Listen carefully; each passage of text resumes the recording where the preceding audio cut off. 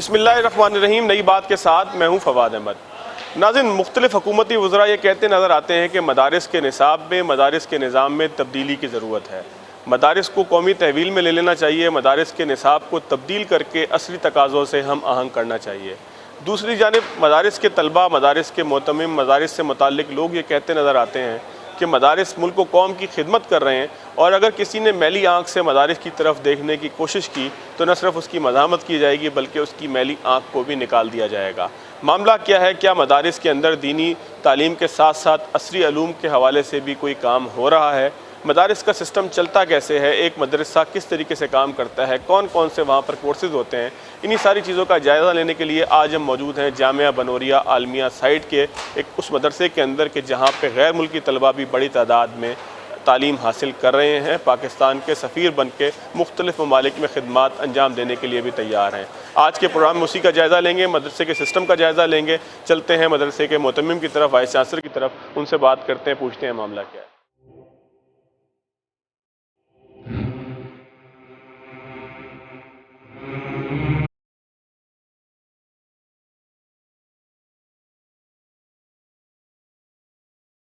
ناظرین، ہمارے ساتھ موجود ہیں نعمان نعیم صاحب جو وائس چانسلر ہیں جامعہ بنوریہ عالمیہ سائٹ کراچی کے. ان سے پوچھتے ہیں کہ مدرسے کا سسٹم کام کس طریقے سے کرتا ہے، مدرسے میں اور ایک یونیورسٹی کے اندر فرق کیا ہے، کیونکہ دونوں میں اگر اس میں عربی میں جامعہ کہا جا رہا ہے، اردو میں جامعہ کہا جا رہا ہے، تو وہ بھی یونیورسٹی ہے جس کا ترجمہ ایک ہی نکلتا ہے. تو دونوں میں فرق کیا ہے؟ پھر آخر اگر فرق نہیں ہے تو پھر شور و غل کس بات کا ہے؟ بہت شکریہ نعمان صاحب آپ کے وقت کا. نعمان صاحب، ایک مدرسہ کس طریقے سے کام کرتا ہے؟ کون کون سی فیکلٹیز ہوتی ہیں؟ کیا اسٹرکچر ہوتا ہے مدرسے کا جو اس کا پورا ایک ساخت ہوتی ہے کہ اس میں کلیے ہوتے ہیں بہت سارے، یعنی کہ فیکلٹیز ہوتی ہیں بہت ساری، ڈپارٹمنٹس ہوتے ہیں، کیا کیا چیزیں ہوتی ہیں؟ بسم اللہ الرحمن الرحیم. سب سے پہلے تو میں آپ کے چینل کا اور آپ کا میں مشکور ہوں کہ آپ نے موقع دیا اور اس پلیٹ فارم کے ذریعے سے ہم صحیح معنوں میں اس بات کو جو ہے وہ ہم آگے پہنچا رہے ہیں. اور الحمدللہ آپ نے جو ابھی سوال کیا ہے یہ بہت ہی اہم سوال ہے. اور حقیقت میں لوگوں کو پتہ نہیں ہوتا کہ اس وقت مدرسے کیا کر رہے ہیں. بیسکلی یہ عربی کا لفظ ہے اور جس کو انگلش میں اسکول کہتے ہیں. اور مدرسہ الحمدللہ اس کو جس طریقے سے جو ہے نا اسکول چلتے ہیں اسی طریقے سے دینی علوم جو ہوتے ہیں وہ مدرسے میں سکھائے جاتے ہیں. دینی علوم سے مراد یہ ہے کہ اس کے اندر ابتدا بیسکس جو ہے وہ قرآن اور حدیث، اور اسی طریقے سے اس میں فقہ ہے، اس میں تفسیر ہے، اس میں بلاغہ ہے، اور اس طریقے سے جتنے بھی علوم ہیں وہ مدرسے میں سکھائے جاتے ہیں. ٹھیک ہے. اور بیسکلی مدرسہ جو ہے وہ شروع ہوتا ہے ہمارا اعدادیہ سے، اور اعدادیہ کے اندر جو ہماری کلاس لگتی ہے اس میں بیسکلی 1 سال ہم ان کو عربی سکھاتے ہیں. وہ پورے سال جب وہ عربی سیکھ لیتے ہیں اس کے بعد وہ بنیادی عربی ہوتی ہے یا تھوڑا سا آگے کا اسٹیج ہوتا ہے عربی کا؟ اس میں عربی ایز اے لینگویج سکھاتے ہیں ان کو. یعنی وہ بچہ جو ہے وہ سال کے آخر میں باقاعدہ بالکل آسانی سے عربی بول چال جو ہے نا وہ آسانی سے کر سکتا ہے. یہ قرآنی عربی نہیں ہے؟ ہاں، قرآنی عربی نہیں ہے، مطلب نارمل عربی ہے کہ جو روزمرہ کی زندگی میں استعمال کرتے ہیں. جی بالکل، روزمرہ کی زندگی میں جو استعمال ہوتی ہے. کیونکہ یہ جو 1 سال جو عربی میں لگاتا ہے اس کے بعد جب وہ اولیٰ میں جاتا ہے یعنی پہلے درجے میں جب وہ جاتا ہے تو آگے جتنی بھی پڑھائی ہے وہ ہماری عربی میں ہے. ٹھیک ہے. تاکہ وہ کتاب کا پڑھنا لکھنا سننا سارا عربی میں، استادوں کا سبق بھی سمجھ سکے. اس وجہ سے وہ 1 سال میں پوری عربی سیکھ جاتا ہے. پھر اس کے بعد جب وہ بچہ اولیٰ کے اندر آتا ہے تو اولیٰ کے اندر پھر بیسک ہماری جو مضامین ہیں، جو سبجیکٹس ہیں، اس کے اندر باقاعدہ صرف و نحو ہے جس میں طلباء کو عربی کے جو صیغے ہیں اس کی پہچان کروائی جاتی ہے. اس میں اسی طریقے سے نحو ہے، ان کو یعنی اس کو گرامر کہتے ہیں عربی کی، وہ ان کو بتائی جاتی ہے. پھر اس کے ساتھ ساتھ تھوڑا سا ان کو فقہ سے ان کی آگاہی کروائی جاتی ہے. ان کو بیسکلی پہلے سال میں جو فوکس ہوتا ہے وہ ہمارا صرف و نحو پر ہوتا ہے تاکہ عربی بول چال مزید اچھی ہو جائے اور اچھے قواعد و ضابطے کے ساتھ وہ عربی بول سکے. پھر اس کے بعد وہ بچہ ثانیہ کے اندر آتا ہے. پھر ثانیہ کے اندر وہ بچہ باقاعدہ پھر اس کو مزید جو ہے وہ فقہ جو ہے نا وہ مزید اپ گریڈ ہو جاتی ہے اور ایڈوانس لیول پر فقہ چلی جاتی ہے. پھر اس کے اندر مسئلے مسائل ان کو سکھائے جاتے ہیں. پھر اس مسئلے مسائل میں جتنی بھی ہمارے ائمہ کا جو آپس میں ایک ایک رائے کا جو اختلاف ہے، امام شافعی، امام احمد بن حنبل، امام مالک اور اسی طریقے سے امام ابو حنیفہ، تو یہ تمام جتنی بھی فقہ ہے وہ بچے کو ساری کی ساری فقہ سکھائی جاتی ہے مسائل کے ساتھ. لیکن ہم اس بات پر بہت زیادہ فوکس کرتے ہیں کہ اختلاف بتانے کے ساتھ ساتھ اور آداب اختلاف کا بھی بہت خیال رکھتے ہیں. کہیں ایسا نہ ہو کہ وہ بچہ اختلاف سیکھے تو پھر اگر سامنے والا بندہ اس سے اختلاف کرے تو اس کا ری ایکشن دے. تو ہم یہ کوشش کرتے ہیں کہ آداب اختلاف بھی ہو، کہ ہر آدمی کی اپنی رائے ہو سکتی ہے. یعنی کہ جس کو اگر عام زبان میں کہا جائے تو ایک میانہ رو قسم سے اس کا ایک رد عمل جو ہے وہ بہت شدید نہ ہو کسی بھی اختلاف کو بیان کرتے ہوئے یا اختلاف کے ساتھ ڈیل کرتے ہوئے. بالکل. تو اسی طریقے سے اب سب سے ایک امتیازی حیثیت جامعہ بن نوریہ عالمیہ کی یہ بھی ہے کہ الحمدللہ جامعہ بن نوریہ عالمیہ چاروں فقہ پڑھائی جاتی ہیں. یعنی یہاں پر فقہ شافعی کے طالب علم بھی ہیں، یہاں پر جو ہے وہ فقہ حنفی کے طالب علم بھی ہیں، یہاں پر ہمارے پاس حنبلی فقہ کے بھی طالب علم ہیں، مالکی فقہ کے بھی طالب علم ہیں. تو ہماری خصوصیت یہ ہے کہ ہم نے انہی ممالک سے ان اساتذہ کو بلایا ہے یہاں پر جو جس فقہ سے متعلق ہے. تو اس سے یہ ہوتا ظاہر بات ہے کہ اگر فقہ حنفی کا استاد اگر وہ شافعی کو پڑھائے گا تو جب تک وہ فقہ اس کے پریکٹیکل میں نہیں ہوگی تو ظاہر بات ہے کہ وہ صحیح طریقے سے اس کو نہیں سمجھا سکتا. تو ہمارے پاس سری لنکا سے اساتذہ ہیں، تیونس سے ہمارے مالک. اچھا، انٹرنیشنل فیکلٹی بھی ہے؟ انٹرنیشنل فیکلٹی ہے، اس میں باقاعدہ بیسکلی ہماری جو فیکلٹی کہلاتی ہے وہ اسلامک اسٹڈیز ہے. ٹھیک ہے. تو ہم لوگ یہاں پر باقاعدہ جو انٹر بھی کرواتے ہیں، باقاعدہ ہمارا میٹرک بھی رجسٹرڈ ہے اور ہمارا کالج بھی رجسٹرڈ ہے. ہمارا طالب علم جب وہ میٹریکولیشن سے فارغ ہوتا ہے تو وہ باقاعدہ انٹر کے اندر آتا ہے، اور انٹر سے فراغت کے بعد پھر ہماری اردو یونیورسٹی سے ایفیلیشن ہے. وہ طالب علم اردو یونیورسٹی سے باقاعدہ بی اے کے امتحان دیتا ہے، اور پھر بی اے کے ساتھ ساتھ وہ ریگولر ماسٹر بھی جو ہے وہ اردو یونیورسٹی سے کر رہا ہوتا ہے. یعنی کہ جب وہ یہاں سے پاس آؤٹ ہو کر نکلتا ہے تو گریجویشن یا ماسٹرز اس نے کیا ہوا ہوتا ہے. جی ایگزیکٹلی. تو پھر یہ جو ایک بات کہی جاتی ہے کہ مدارس شاید عصری علوم سے دور ہیں، دور حاضر کے جو علوم ہیں اس سے دور ہیں، تو پھر یہ تو بات ویلڈ نہ ہوئی نا اس حوالے. بالکل آپ نے صحیح فرمایا. یہ خواہ میں یہ ایک مسکنسیپشن ہے کہ دینی علوم کے ساتھ ساتھ ہمارے یہاں کنٹمپریری ایجوکیشن نہیں ہے، بلکہ ہمارا جو ایک نظام بنا ہوا ہے 16 سالہ جو نصاب ہے ہمارا، جب بچہ ہمارے پاس مدرسے میں داخل ہوتا ہے تو جب وہ حفظ کے لیے داخل ہوتا ہے تو حفظ کے ساتھ ساتھ 1.5 گھنٹہ ہماری اسکولنگ ہوتی ہے. باقاعدہ اس میں ہم فوکس کرتے ہیں 3 سبجیکٹس جو ہے اس پر باقاعدہ فوکس کیا جاتا ہے. اس میں انگلش ہے، اردو ہے، اسی طرح میتھ ہے.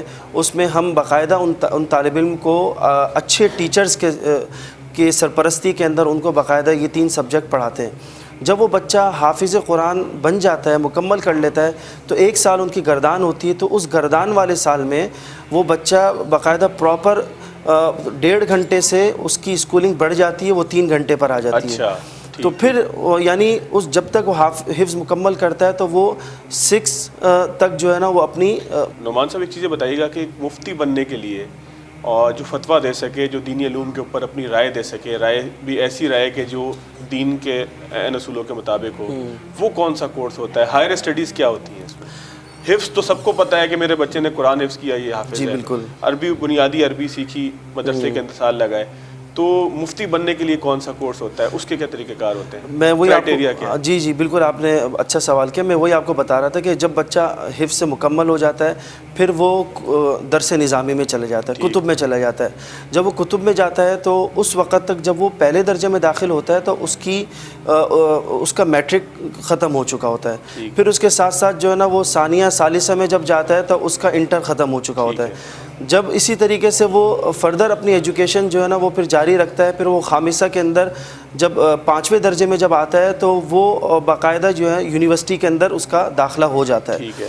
پھر اس کے ساتھ جب یونیورسٹی لیول اس کا ختم ہو جاتا ہے، یونیورسٹی اس کے یعنی 4 سال یونیورسٹی کے ہوتے ہیں، وہ جب ختم ہو جاتے ہیں اس کے بعد وہ طالب علم عالم بھی ہو جاتا ہے اور اس کے ساتھ اس کے پاس ایم اے کی ڈگری بھی اس کو مل جاتی ہے. اور اس کے بعد وہ پھر مزید وہ تخصص کرنا چاہے، اسپیشلائزیشن اگر وہ کسی ایک اسپیسیفک سبجیکٹ کے اندر کرنا چاہے، جیسے کہ فقہ کے اندر اگر وہ تخصص کرنا چاہے تو وہ دارالفتہ کے اندر تخصص کے اندر داخلہ لیتا ہے. یعنی کہ اسپیشلائزیشن ہے یہ درس نظامی مکمل ہونے کے بعد یعنی آپ کے 8 سال درس نظامی مکمل ہو گئے، اس کے بعد 2 سال آپ کو ایکسٹرا اسپیشلائزیشن کے اندر لگانے ہیں، اور اس کے اندر پھر وہ ایک سبجیکٹ ہوتا ہے، پھر اس میں اس کے سمجھے کہ 2 راستے پھر نکلتے ہیں، فقہ کے اندر بھی 2 راستے نکلتے ہیں، ایک فقہ المعاملات ہے اور ایک ہے عبادات۔ اچھا نعمان صاحب، پروگرام میں بالکل اب اختتام کی طرف ہے یہ پارٹ، مجھے ایک چیز بتائیے گا کہ اگر کوئی طالب علم چاہے کہ وہ مدرسے سے فارغ ہونے کے بعد یعنی کہ جامعہ سے فارغ ہونے کے بعد وہ کسی عصری علوم کے کسی اسپیشلائزیشن کی طرف چلا جائے تو اس کے پاس یہ آپشن ہوتا ہے؟ جی بالکل، بہت سارے ہمارے جامعہ بن نوریہ کے طلبہ جو ہے وہ باقاعدہ یونیورسٹیز میں فردر ایجوکیشن مکمل کرنے کے لیے کراچی یونیورسٹی کے اندر اپنی پی ایچ ڈی مکمل جا کر کرتے ہیں، اور کن موضوعات پہ؟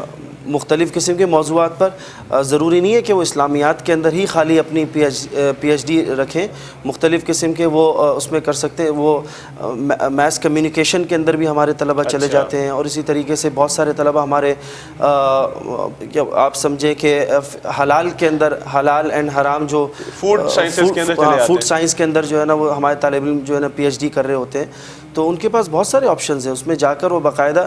اور پھر سب سے بڑی بات یہ ہے کہ ہمارا جو تخصص کا فارغ التحصیل طالب علم، یہاں پر ہماری الحمدللہ انڈسٹریل ایریا ہے، 3-4 ہزار فیکٹری ہیں، تو وہاں پر جا کر باقاعدہ شرعیہ کنسلٹنسی ان کو دیتے ہیں۔ یعنی کہ ایک طالب علم جو مدرسے سے فارغ ہوتا ہے اس کے پاس آپشنز کی کمی نہیں ہوتی کہ وہ کس آپشن کو اڈاپٹ کرے، کس آپشن کی طرف جائے، وہ چاہے دینی علوم کی تدریس کی طرف بھی جا سکتا ہے اور کسی ایسی جگہ پر بھی جا سکتا ہے کہ جس کو ہم کہتے ہیں عصری علوم یا دور حاضر کی ساری چیزیں۔ بہت شکریہ نعمان نعیم صاحب آپ کے وقت کا۔ ناظرین، ہم یہاں پہ موجود تھے جامعہ بنوریہ العالمیہ کے اندر، نعمان نعیم صاحب نے ہمیں بڑی تفصیل سے بتایا جو یہاں کے وائس چانسلر ہیں کہ کس طریقے سے جو دینی علوم ہے اس کی فیلڈ جو ہے وہ کوئی محدود نہیں ہے بلکہ ایک وسیع فیلڈ ہے، اور وہ جو بچہ یہاں سے پاس آؤٹ ہو کے نکلتا ہے، نوجوان پاس آؤٹ ہو کے نکلتا ہے، اس کے پاس بہت سارے ایسے راستے ہوتے ہیں کہ وہ اس پاکستان کی، اسلام کی، دین کی، قوم کی، وطن کی خدمت کر سکے۔ ایک بریک لیتے ہیں، بریک کے بعد کچھ اسٹوڈنٹ سے بات کریں گے، ان سے پوچھیں گے کہ وہ اپنا کیریئر کس چیز میں بنانا چاہتے ہیں، اس مدرسے میں پڑھتے ہوئے انہیں کیا حاصل ہوا۔ After short break.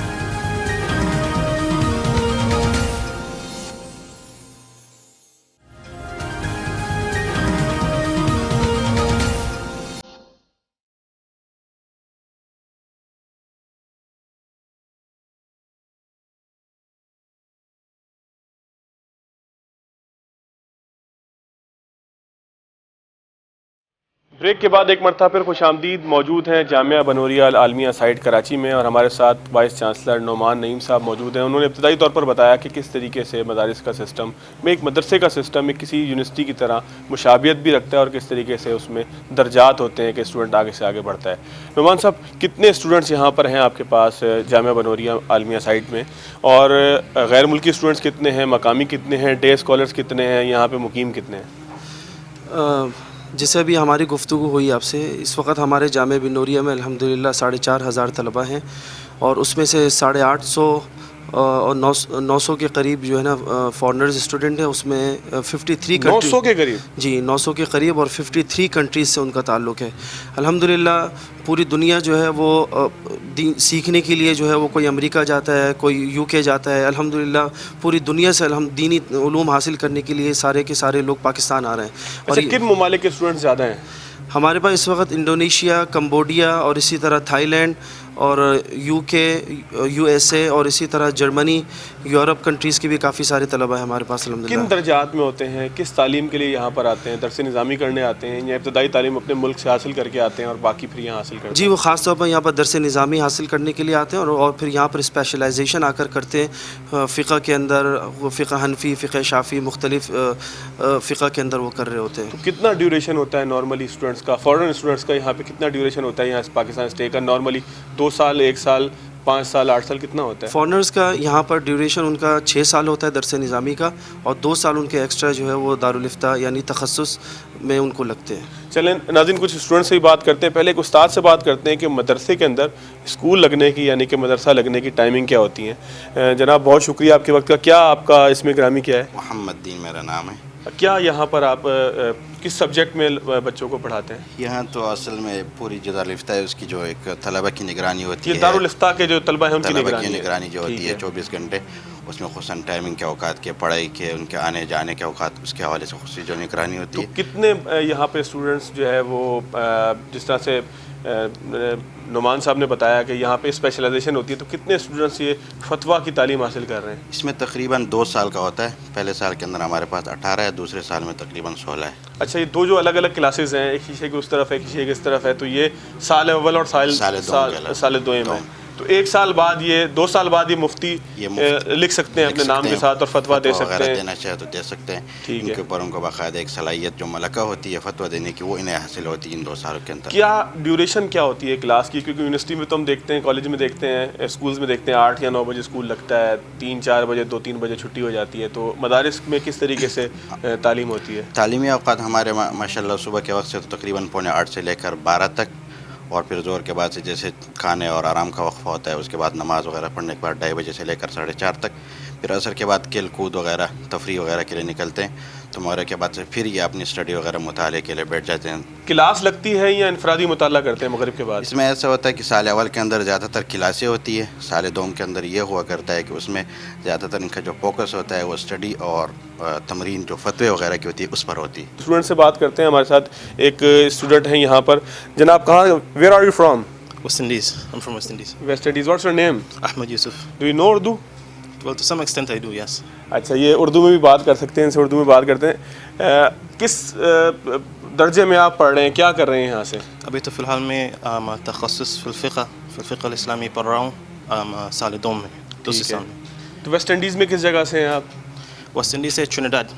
ٹھیک ہے جی. تو وہاں جا کر آپ کسی مدرسے کو وہاں پہ ترویج کرنا چاہتے ہیں. پڑھنے کے بعد، مفتی بننے کے بعد آپ کے ذہن میں پلان کیا ہے، کیا کرنا ہے؟ انشاءاللہ پڑھنے کے بعد انشاءاللہ واپس جا کر انشاءاللہ مدرسہ میں پڑھاؤں گا انشاءاللہ. ٹھیک. اور دیگر کام بھی کروں گا، جس طرح حلال اور حرام اور بینکاری وغیرہ. اس کا میرا ارادہ یہ ہے کہ یہ چیزیں انشاءاللہ ویسٹ انڈیز میں مشہور کروں، تاکہ لوگوں کو معلوم ہو جائے کہ اسلام میں بھی یہی چیز ہوتا ہے. اچھا، ویسٹ انڈیز تو یہاں سے دور بھی بہت ہے، جزیروں پہ مشتمل ہے. وہاں اسلام اور مسلمانوں کے کیا حالات ہیں؟ اسلام کی وہاں پر پھیلاؤ ہو رہا ہے، مسلمان موجود ہیں، مساجد موجود ہیں، مدارس موجود ہیں؟ جی، فی الحال تو تقریباً 3 بڑے مدارس ہے ہمارے جزیرہ میں. صحیح ہے. ہمارے جزیرہ میں زیادہ اسلام وغیرہ ہوتا ہے، دیگر جزیروں والے ہمارے جزیرے میں آتے ہیں اسلام کے لیے. ٹھیک ہے. صحیح ہے. اور تقریباً 10% مسلمان ہیں پورا ویسٹ انڈیز. صحیح ہے. ایسے کم بھی ہو سکتا ہے، لیکن دن بدن انشاءاللہ وہ یہ تعداد بڑھ رہے ہیں. چلیں کچھ مزید اسٹوڈنٹ سے بھی بات کرتے ہیں. ناظرین، یہ سال اول تھا، سال دوم تھا. سال دوم ہے. سال اول کی طرف چلتے ہیں. جو ابھی فرسٹ ایئر کے اسٹوڈنٹس ہیں ان سے بات کرتے ہیں. ذرا دوسری کلاس ہے، یہ 2 کلاسز الگ الگ بنی ہوئی ہیں. ناظرین، دوسری کلاس کی طرف چلتے ہیں، کوشش کرتے ہیں وہاں بھی کسی ایسے اسٹوڈنٹ سے بات ہو جائے جو حصول علم کے لیے پاکستان سے باہر سے آیا ہو. جناب کیا نام ہے آپ کا؟ Do you know English? I can speak English. And Urdu? Yeah, the boots. کیا نام ہے آپ کا؟ Abdulbasit Abdul Fattah is my name. اچھا، میرا کہاں نام سے آئے ہیں آپ؟ Abdulbasit ہے. کہاں سے آئے ہیں؟ نائجیریا سے. ٹھیک ہے. کیا سوچ لے کر آئے تھے پاکستان میں؟ اس مدرسے کا انتخاب کیوں کیا آپ نے؟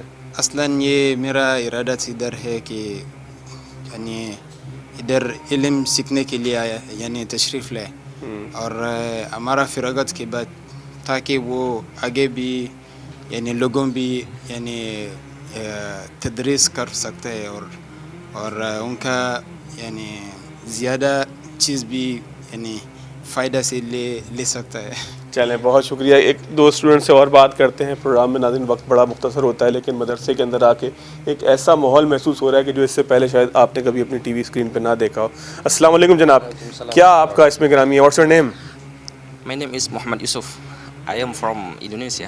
I can speak Urdu. اچھا، اردو بھی آپ بول سکتے ہیں. کتنے عرصے سے ہیں پاکستان میں؟ الحمدللہ تقریباً میں یہاں پاکستان میں 7 اور 8 سال 7-8 سال سے. تو آپ ابتدائی طور پر کس درجے میں آئے تھے؟ کیا حاصل کرنے آئے تھے؟ اب تو ظاہر ہے کہ یہ ہائر اسٹڈیز میں آپ ہیں. ابتدائی طور پر کس؟ جی الحمدللہ میں یہاں نظامی یہاں مکمل کر لیا. اس کے بعد میں یہاں تخصص فقہ میں انتخاب کر لیا.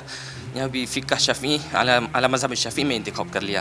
ٹھیک ہے جی. یہاں میں انشاءاللہ مکمل کروں گا، پھر اپنا ملک میں انشاءاللہ. اچھا، انڈونیشیا تو رقبے کے حساب سے سب سے بڑا مسلمان ملک ہے. آپ یہاں سے وہاں جائیں گے تو آپ کے ذہن میں کیا ٹارگٹ ہے کہ وہاں جا کر کیا کام کریں گے انڈونیشیا واپس جا کے؟ یہ ٹارگیٹ یہاں پہلے ہمارے جو کیا ہمارے یہاں مل گیا، جیسے حدیث میں حدیث کی की दरस कर लिया, फिर यहाँ फ़िक़्ह भी महारत कर लिया अल्हम्दुलिल्लाह। वहाँ भी इंशाअल्लाह ये इस बारे में कि हमारी मेहनत वहाँ है इंशाअल्लाह। किस शहर में आप रहते हैं वहाँ पे? मैं शहर सुमात्रा का नाम। सुमात्रा, जी सर। ठीक है। ये कितनी दूर है जकार्ता से? तकरीबन सफ़र के लिए तकरीबन तीन दिन सफ़र गाड़ी में है। अच्छा, बड़ा दूर है जी। क्या नाम है आपका? मूसा अब्दुल हमीद। कहाँ, थाईलैंड से हैं आप? थाईलैंड से। किस शहर से?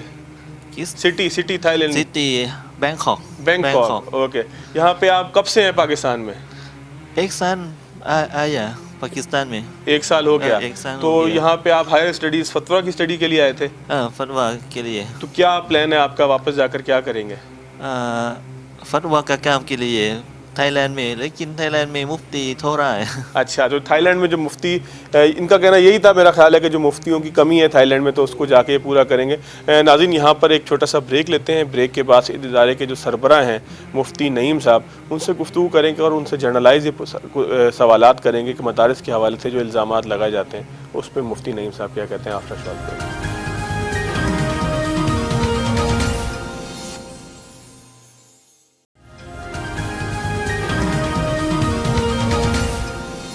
ब्रेक के बाद एक मरतबा पे खुश आमदीद। मौजूद हैं जामिया बनोरिया अल आलमिया के अंदर मुफ्ती नईम साहब, जो यहाँ के सरबराह हैं, हमारे साथ मौजूद हैं। उनसे गुफ्तगू करते हैं, उनसे पूछते हैं कि जो सारी मदारिस के हवाले से मजमूई तौर पर एक गुफ्तगू होती है, माशरे के मुख्तलिफ तबकात, यानी कि मखसूस तबकात ऐसे हैं कि जो मदारिस के ऊपर बात करने के ऊपर सबसे पहले लब खोलते हैं, आखिर उसका सबब क्या होता है, मदारिस किस तरीके से अपने इस पूरे इमेज को तब्दील कर सकते हैं, क्या तब्दील हो चुका है, लोगों तक इसकी मालूमात नहीं पहुंची, क्या मामला है। मुफ्ती साहब से बात करेंगे। बहुत शुक्रिया मुफ्ती साहब आपके वक्त का। मुझसे अब कुछ मखसूस तबकात हैं सोसाइटी के कि जब भी कोई मौजू उनके पास ना हो गुफ्तगू का, तो वो मदारिस के ऊपर लबकुशाई अपनी करते हैं।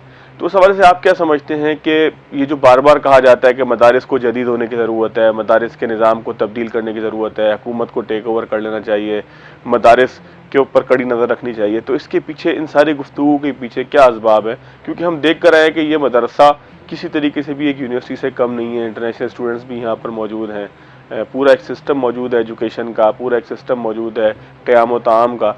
तो इस सारी गुफ्तगू की जो मैंने पहले अर्ज़ किया कि इसका आप क्या समझते हैं कि लोग क्यों इस तरह की लबकुशाई करते हैं मदारिस के हवाले से? बिस्मिल्लाहिर्रहमानिर्रहीम।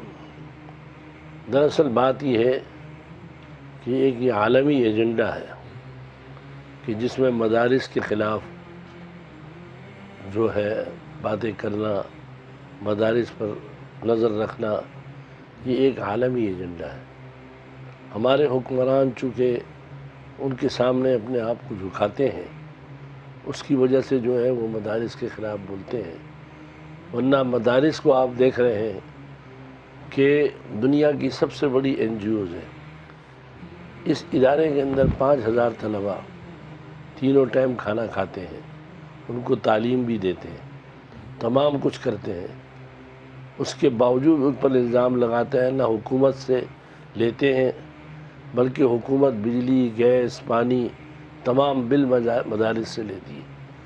बुनियादी वजह यह है कि अमेरिका और मुख्तलिफ़ ममालिक जो आलमी हैं, वो मदारिस को इसलिए पसंद नहीं करते, मदारिस जो है वो हक़ बात कहते हैं और कभी भी पीछे नहीं हटते हक़ बात कहने में, और कभी कहीं ज़रूरत होती है तो मदारिस ही सबसे पहले अपना किरदार अदा करते हैं। बल्कि हम ये कहते हैं वाज़े तौर पर कि यूनिवर्सिटी और कॉलेज वालों को आकर मदारिस को देखना चाहिए कि वो मदारिस कैसा काम कर रहे हैं। वहाँ पर तलबा की पिटाइयाँ भी होती हैं और असातिज़ा की भी पिटाइयाँ होती हैं, और बेअदब है, अदब का नाम चीज़ नहीं।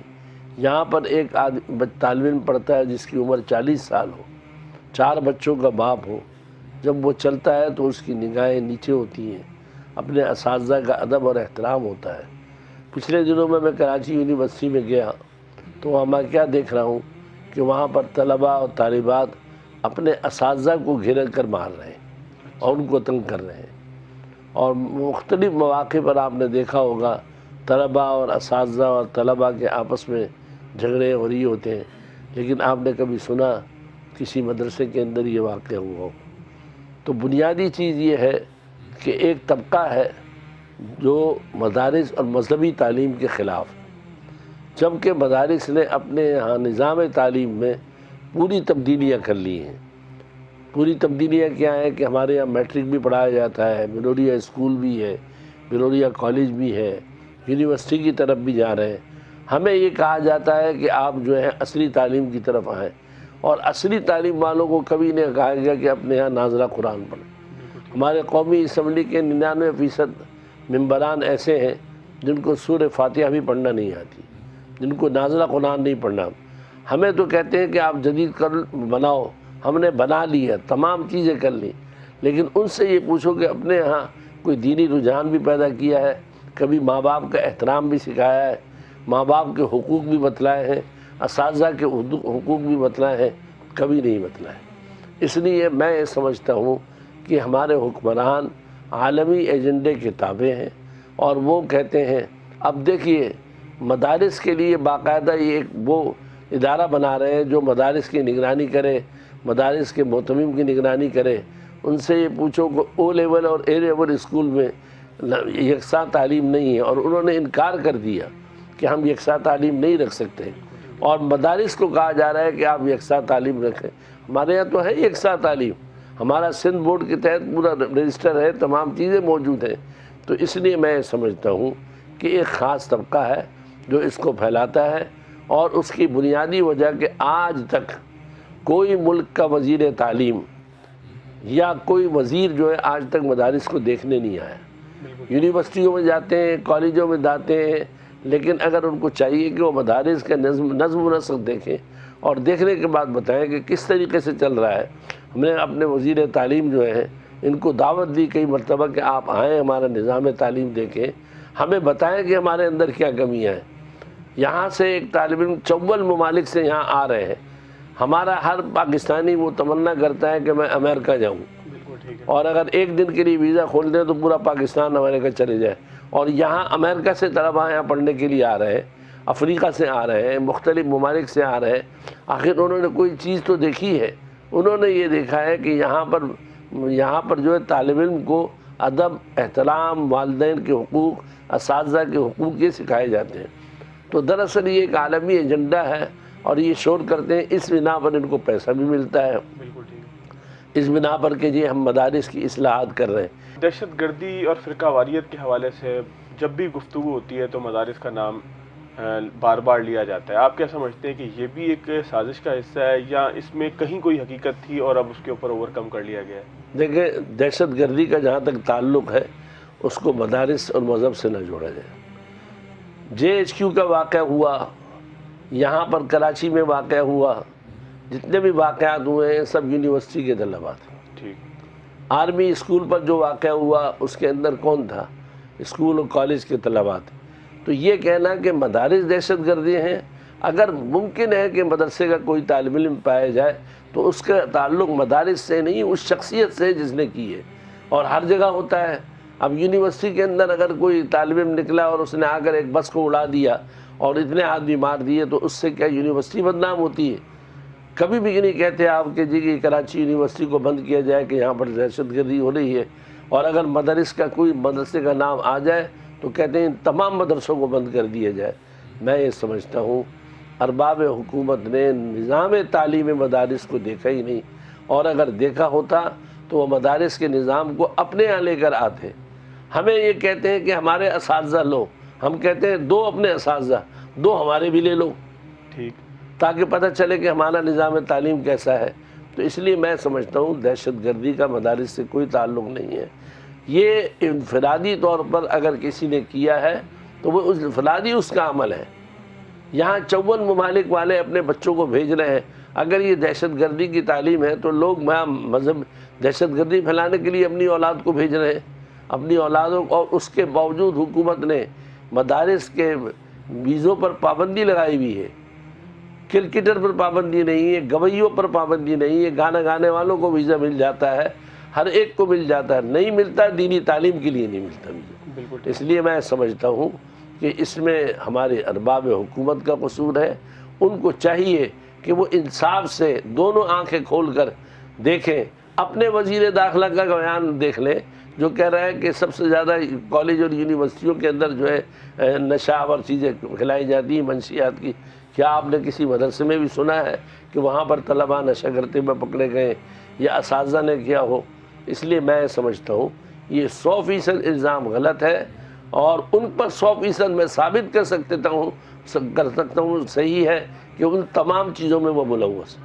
اچھا مفتی صاحب، یہاں بہت بڑی تعداد میں غیر ملکی طلبہ بھی ہم دیکھتے ہیں کہ اس مدرسے کے اندر ہوں، یا کراچی کے دیگر مدارس ہوں، پاکستان کے دیگر مدارس ہوں، تو پاکستان کے مدارس کے سسٹم میں ایسی کیا خاص بات ہے کہ جو غیر ملکی اقوام ہیں وہ پاکستان کے مدارس کی طرف متوجہ ہوتی ہیں؟ دیکھیں، غیر ملکی طلبہ پاکستان کی طرف اس لیے متوجہ ہوتے ہیں کہ یہاں کا معیار تعلیم دین کا اور مدارس کے مقابلے میں بہت عمدہ ہے۔ یہاں طالب علم کو صرف دینی تعلیم نہیں دی جاتی، دینی رہن سہن کا طریقہ وہ اپنے ملکوں میں، اس وقت امریکہ کے اندر ہمارے مدارس جو ہے کوئی 30-40 کام کر رہے ہیں جو یہاں سے پڑھ کر گئے۔ امریکن حکومت یہ کہتی ہے کہ آپ کے طلبہ جو آتے ہیں وہ آ کر یہاں پر اچھا کام کر رہے ہیں، اچھا بلا۔ آج تک مجھے بتائیں، ہمارے 100 سے زائد لڑکے امریکہ فارغ ہو کر گئے ہیں، کوئی ہمارا طالب علم دہشت گردی میں پکڑا گیا، کوئی آدمی پکڑا گیا؟ کوئی نہیں پکڑا گیا، اور نہ ثابت کر سکے، لیکن ہمیں ہی دہشت گرد کہتے ہیں۔ اس کی بنیادی وجہ صرف یہی ہے کہ یہاں تعلیم و تربیت کا نظام اچھا ہے۔ انہوں نے ویزوں پر پابندی لگا دی ہے، انہوں نے ہر چیز پر پابندی لگا دی ہے۔ اپنے فارم نکالتے ہیں کہ جو محتمم صاحب ہیں وہ اپنا بھی فون نمبر دیں، اپنے بچوں کا بھی دیں اور اپنی بیٹیوں کا بھی دیں۔ کیا میں سوال کروں کراچی یونیورسٹی کے وائس چانسلر سے کہ وہ اپنی بیٹی کا نمبر دیں، اپنی بیوی کا نمبر دیں؟ یہ تمام سوالات جو کیے جا رہے ہیں، یہ صرف مقصد یہ ہے کہ مدارس کو کسی طرح ختم کیا جائے، مدارس کو تباہ کیا جائے۔ اب جب مدارس نے اصلی تعلیم اپنے یہاں رکھ لی ہے، اب ان کے پاس کیا جواز ہے اس بات کا کہ وہ کہیں کہ مدارس میں اصلی تعلیم نہیں۔ اچھا مفتی صاحب، باقی اگر یہ کہتے ہیں کہ مدارس جو ہے وہ ڈاکٹر کیوں نہیں بناتے، انجینئر کیوں نہیں بناتے، میں ان سے سوال کرتا ہوں کراچی یونیورسٹی والے ڈاکٹر کیوں نہیں بناتے؟ اور انجینئر والے ڈاکٹر، دیکھیں ہر ایک شعبہ ہوتا ہے۔ بالکل ٹھیک ہے۔ یونیورسٹی والوں کا شعبہ یہ ہے کہ وہ انجینئر بنائیں، دوسری تعلیم دیں۔ ڈاؤ میڈیکل والوں کا شعبہ یہ ہے کہ ڈاکٹر بنائیں۔ اب مدارس کو یہ کہا جائے کہ ڈاکٹر کیوں نہیں بناتے، میں ان سے سوال کرتا ہوں کہ ڈاؤ میڈیکل والے مولوی کیوں نہیں بناتے اور دوسرے کو نہیں بنا؟ تو ہر ایک کا اپنا شعبہ ہے، وہ اپنے شعبے میں کام کر رہے ہیں، دنیاوی اعتبار سے مختلف شعبوں میں کام کیا جا رہا ہے۔ تو مدارس پر یہ پابندی لگانا کہ مدارس جو ہے وہ یہ کریں وہ کریں، یہ میں کہتا ہوں فضول سی بات ہے۔ مدارس کا ایک ہی مقصد ہے، وہ مقصد ہے کہ اللہ کی کتاب کو اور حضور صلی اللہ علیہ وسلم کے طریقے کو دنیا کے اندر پھیلانا۔ اس مقصد میں ہم کامیاب جا رہے ہیں۔ ہمارا ایک طالب علم جاتا ہے تو وہ سفیر ہوتا ہے پاکستان کا۔ بالکل ٹھیک۔ ابھی پچھلے دنوں کے اندر امریکہ کے اندر امریکن سفیر کو پاکستانی تقریب رکھی، تو اس میں جو ہے امریکن سفیر کو بلایا اور کسی کو نہیں بلایا، تو لوگوں نے کہا اور بھی بہت سارے لوگ ہیں، آپ سری لنکا میں تقریب تھی تو انہوں نے کہا اور ملک کے ان کو کیوں نہیں بلایا؟ انہوں نے کہا ہم نے اس لیے بلایا کہ پاکستان کے سفیر کو، کہ پاکستان کے سفیر نے پاکستان کا یہ احسان ہے کہ ہم وہاں پڑھ کر آئے اور ہم نے تربیت وہاں حاصل کی، اس لیے ہم نے پاکستانی سفیر کو بلایا۔ تو پاکستان کا ایک طالب علم پاکستان سے پڑھ کر جاتا ہے، وہ ہمارے سفیر سے زیادہ کام کرتا ہے، وہ مسجد میں امام ہوتا ہے، اس کے پیچھے ہزاروں لوگ نماز پڑھتے ہیں، ہزاروں لوگ اس سے فتوے معلوم کرتے ہیں۔ اس لیے میں سمجھتا ہوں یہ بالکل الزام ہے اور ثابت نہیں کر سکیں گے کہ مدارس میں دہشت گردی۔ اچھا، عصری علوم جو ہے اس کو کس طریقے سے مدارس کے جو نصاب ہے اس کے ساتھ ہم آہنگ کیا جا رہا ہے کہ عصری علوم بھی جو ہے وہ مدارس سے فارغ التحصیل طلبہ تک اسی حساب سے پہنچے کہ جس کی معاشرے میں آگے چلنے کی ضرورت ہوتی ہے؟ مدارس نے کر لیا، اب ہمارے یہاں دیکھ لیں، پرائمری سے لگا کر میٹرک تک، میٹرک سے لگا کر انٹر تک، اور آگے بی اے اور سب۔ ہمارے بہت سے طلبہ ایسے ہیں جو کراچی یونیورسٹی سے پی ایچ ڈی کر رہے ہیں، ایم اے کر رہے ہیں۔ تو یہ بات نہیں ہے۔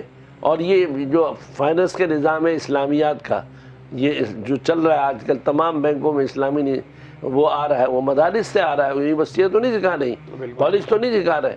اس لیے میں سمجھتا ہوں کہ مدارس نے اپنا پورا کام کیا ہے اور کر رہے ہیں، اور آپ اپنی آنکھوں سے دیکھیں اور اپنے قومی اسمبلی کے وزراء کو بھی دکھائیں کہ تم آ کر دیکھو تو صحیح کہ کیا کام ہو رہا ہے۔ بغیر دیکھے ایسی تیر مار دینا کہ یہ ہو رہا ہے مدارس میں دہشت گرد پیدا ہو۔ اچھا اگر ہے تو لائیں، بتائیں، دکھاتے کیوں نہیں؟ بالکل ٹھیک ہے۔ آ گئی تفصیل کے 100 مدارس جو ہیں وہ دہشت گردی میں۔ بھائی ان مدرسوں کے نام لو، کون دہشت گردی میں؟ جرنلائز گفتگو کی ضرورت نہیں ہے ظاہر ہے۔ ظاہر بات ہے، اس لیے میں سمجھتا ہوں کہ یہ اگزام بالکل غلط ہے۔ چلیں، بہت شکریہ مفتی نعیم صاحب ہمارے ساتھ موجود تھے، ہم جامعہ بنوریہ العالمیہ کے اندر موجود تھے۔ ناظرین، آج کے پروگرام میں ہماری کوشش یہی تھی کہ مدارس کے حوالے سے جو ایک مخصوص طبقہ مخصوص گفتگو کرتا ہے، اس گفتگو کے حوالے سے مدارس کا جو رخ ہے، جو اس کا ایک آئینے کے اندر تصویر ہے، خوبصورت تصویر ہے، وہ بھی عوام تک پہنچا سکیں۔ آج کے پروگرام سے اتنا ہی، اگلے پروگرام تک لیا دیجیے، اللہ حافظ۔